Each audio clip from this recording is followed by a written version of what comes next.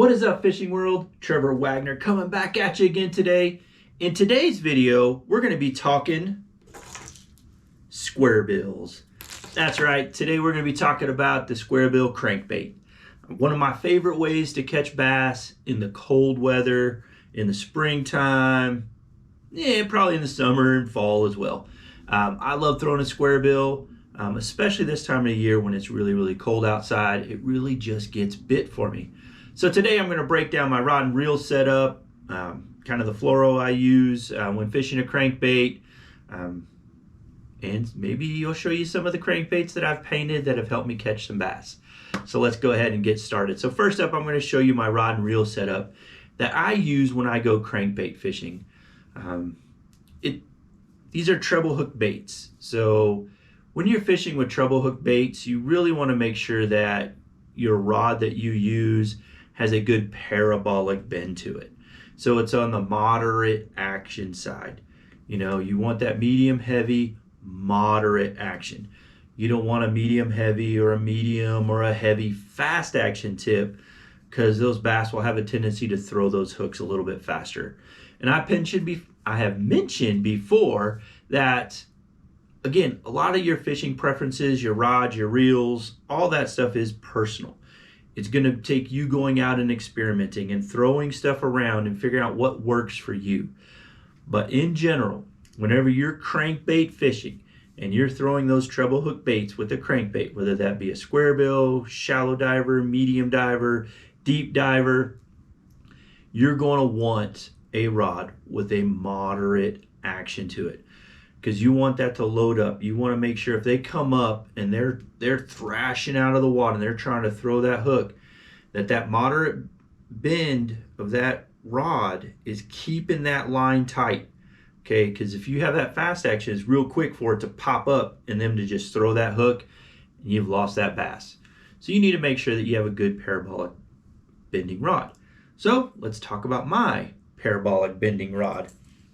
So what I'm throwing is this bad boy right here. So as you can see, this is it's called square bill, and it's a Fred Robanis series rod by Dobyns. So this is a Dobyns Champion Series rod. It's a 705 CB. And again, I got this rod on clearance from Dobyns a couple years ago. So I got a really good deal on a Champion Series rod. Really, I paid what you would, I don't know, probably a Fury price for a Champion Series rod. So if you know anything about Dobyns and the Fury line up to the Champion line, you know that this was a smoking deal. So that's what I throw. It's a 705 CB Series, Champion Series rod from Dobyns. And I have this actually paired with just a Lew's Tournament MP. Now, you guys are probably thinking, man, that's a pretty cheap rod to be putting on a high-end, or a pretty cheap reel to be putting on a high-end rod. And you'd be right. But this reel, for what I do for cranking, is amazing. I love this thing. It works good. It's a 6:8 to 1 gear ratio. When I'm throwing crankbaits around, I don't want a really fast reel. I want a reel that has a little bit more torque. So I'm usually in that 6 range. And I really do like this 6.8. I really do like this Tournament MP by Lew's. It just works really good. Right now, what you guys see right there, I have a 6 cents square bill on here. This is the Pressure Series. It is Ghost Pro Blue. This thing is amazing. It works really well. For my line, typically on my square bills, I'm throwing anything from 15-pound fluoro to 17-pound fluoro when I'm doing my square bill fishing, just because I'm really throwing more shallow. I'm going around structure, I'm going in around wood, I'm going in around rock piles. So I don't want to drop that down to a 10 or 12 and risk snapping off in there when I'm going into something deep. So that's why I try to step it up a little bit higher, get to that 15, 17 pound test line is what I like to use. It works really well in my fisheries around here where I fish. So that's what I use. That's my rod and reel. But again, experiment, find what you like. That's the reel that I like. That's the rod that I like. And I have just fallen in love with that thing for the last couple years. It has just done so well. Now on the square bill side, I probably have, of all of the baits that I have, excluding soft plastic baits, I probably have more square bills than any other lure type. It's just one of those things that I have a lot of them. If you guys ever throw square bills or you throw crankbaits, you know you tend to lose them, especially when you're throwing them where you're supposed to. If you're throwing them around wood, if you're throwing them into that junk where those bass like to hide, you know every once in a while you're going to lose a couple of them along the way. So of all the baits, that's probably the one that I have the most. I legitimately have 1, 2, 3, 4, 5. I have 5 full boxes of square bills just sitting back there from all different sizes. I even got some even small in this, from these little guys right here up to, if I can get it out of the box here, up to these big guys right here. Now, you guys are like, man, that's pretty big. It is. It's a little bit bigger than my thumb right here. But remember, they're not called bucket mouths for nothing. They do have, largemouth do have big mouths. They will suck this in pretty quick.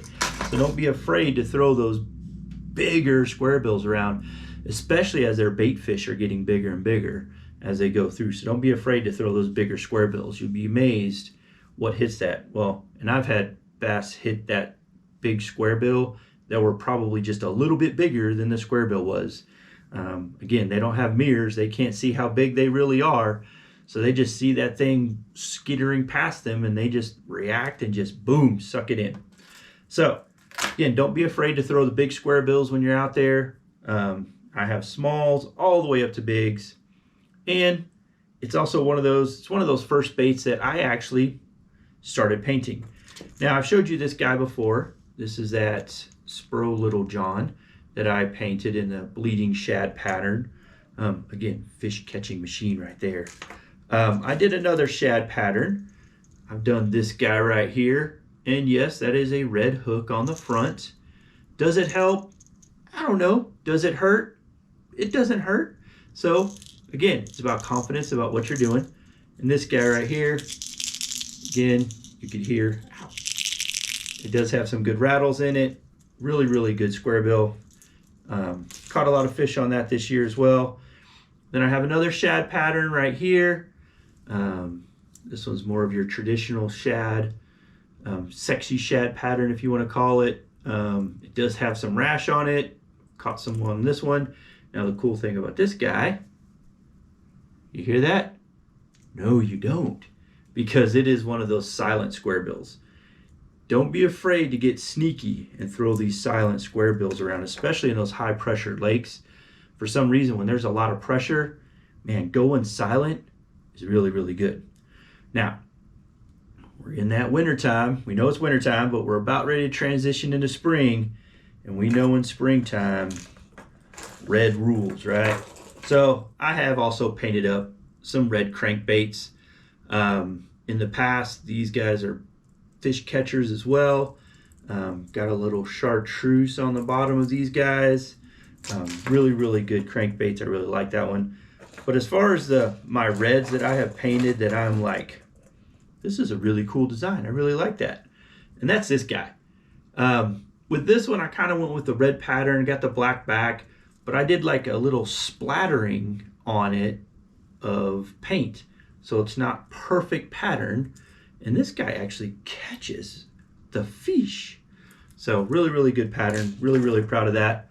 And then I was experimenting around Halloween, and this actually turned out really good and does pretty good in spring too. And that is, I call this one my Halloween pattern. This is orange and black, square bill. Again, it's got that yellow kind of green chartreuse bottom to it. Again, really good fish catcher right there. And again, those are the ones that I've painted. I am a very novice painter. I am just dipping my toes into that painting realm. This winter it is getting kind of colder, so I'm probably going to do a little bit more painting as things get on. So again, guys, those are my square bills. Oh, one other thing that I need to show you that I do that I know some people have mixed feelings for, but I listened to Day 4 BTL with Frank Scalish and Pro Fisherman, and he suggested these. I don't know if you can see, I'll get a little closer, these Norman speed clips right here. So I started using these Norman speed clips about 2 years ago, and let me tell you, I love them. And if you notice, I'll show again, I keep the split ring on there as well. So that really helps with line twist, but it also allows the action of the bait to be free, moving the way it's supposed to, but it also makes changing out those crankbaits really easy and really fast. So if you're out there, you're throwing a certain color pattern or a certain size and you're like, man, I need to change it up, you just pull that in, pop it off, put a new one on, cast it right back out. It takes no time. You don't have to sit there and be tying on your kayak or tying on your boat, retying your stuff. It just makes it really convenient. I absolutely love those speed clips and I use them whenever I can because again, efficiency on the water is key to catching more fish. So, and on the kayak, I can't carry 50 rods in a rod locker. You know, you're really hampered to how many rods you can carry. So the faster I can make bait switching happen, I'm all for it. So in seeing those Norman speed clips, man, it's great. All right, guys, that's all I really wanted to talk about with crankbaits today. I might do some on the water stuff when the temperature's better and kind of go through some of that. But for right now, in the tackle room, that's pretty much what I wanted to show you. So guys, if you liked the video, hit that like and subscribe button down below. Also, if you don't mind, hit that comment section. Tell me, what is your favorite square bill to throw? Do you have a favorite square bill? Do you have a certain color pattern that you like? Let me know in the comment section. And if you're new to square bill fishing or crankbait fishing and you have questions, throw them down there and I'll get back to you. All right, guys, thank you for watching. And if you can, get out and fish and catch some bass. Talk to you guys later.